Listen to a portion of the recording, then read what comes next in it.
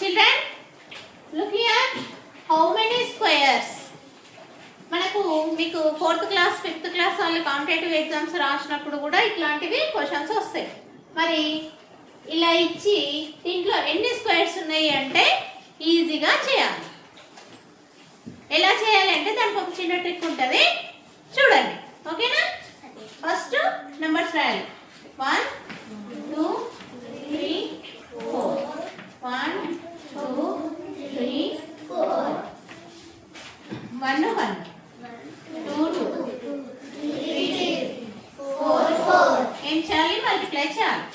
1 1 జా 1, 2 2 జా 4, 3 3 జా 4 4 జా 16. ఇప్పుడు ఇవన్నీ ఏం చేయాలి? యాడ్ చేయాలి. చెప్పండి. 4 + 1 5 + 9 14 + 16 13. Total 13. How many squares are here? 30 squares. ఎన్ని?